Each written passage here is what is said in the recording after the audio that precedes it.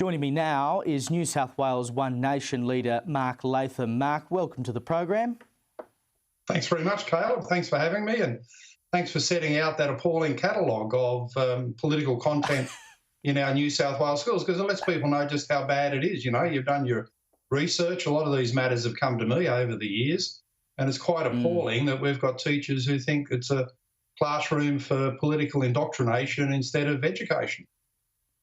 Well, it's quite sad, really, that I have to read all of this stuff out. And of course, you know, you think back, it wasn't all that long ago we had safe schools was being forced upon students. I mean, you know, we're teaching kids how to grow vegetables, but we're not teaching them how to learn to read and write and all of this kind of thing. And this latest example, which is, of course, on the Central Coast, where children as young as 7 were being put into these gender lessons and taught about gender fluidity.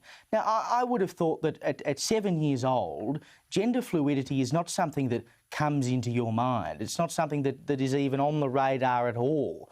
Why do some schools and teachers seem to want to push this stuff upon children? Well, there's a sickness in our education system, Caleb, where adult teachers think that the name of the game is to push their politics, their worldview, their ideology upon little kids. And I say to those teachers, stick to the basics of education. And just as importantly, if you really are that political in your worldview, there are plenty of elections where you can run, local, state and federal. Throw yourself before the public at election time and see how many votes you get. But don't take what obviously are political frustrations out on little kids, because at age 7, a child protection class should essentially be about stranger danger and related matters. It's not about gender diversity. It's not about gender fluidity. It's not about gender ideology. And for 7-year-olds, it's a world of boys and girls and the simplicity of that.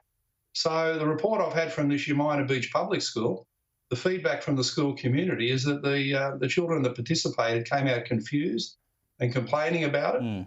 And that's not surprising, because it's certainly not school education.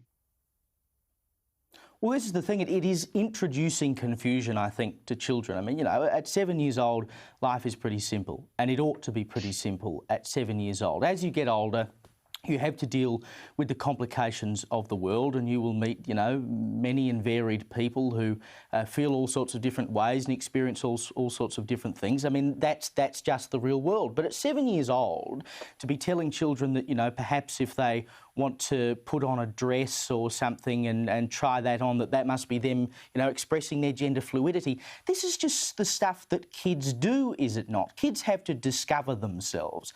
And in order to do that, they do all sorts of weird stuff. I mean, kids have imaginary friends and talk to people who don't exist and all sorts of things. This is just being a kid. Yeah, well, some adults talk to people who don't exist as well. I think that's part of the problem for these teachers. But Caleb, you gave us the openness of your experience dressing up as Mrs. Doubtfire, and anyone who's had children knows that dressing up is a regular part of it, whether they dress up as superheroes, male or female. I've seen little boys running around in ballerina outfits and so forth. You go to friends' parties and this happens from time to time. It's all innocent. It's all innocent and part of growing up and the fun and the innocence of the dress-ups. So it's not an indication of a gender switch at age 5, 6 or 7, far from it. And that, you know, it's something of a cliche, let the kids be kids. It's so true, because life as an adult obviously becomes more complex with worries and challenges.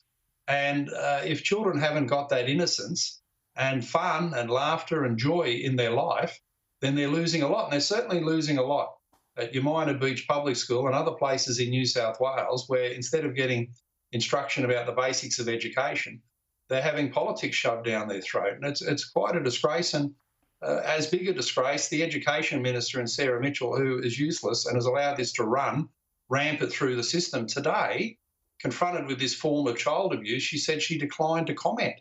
How can she sleep at night, knowing this is happening in schools on her watch? It's a form of child abuse. It's not child protection at all. And an education minister, notionally from the National Party, wouldn't you think she had a concern about it? I know. We really just need to get back to basics, forget all the woke nonsense. We need to lift our literacy and numeracy rates, which are falling through the floor, as I said before.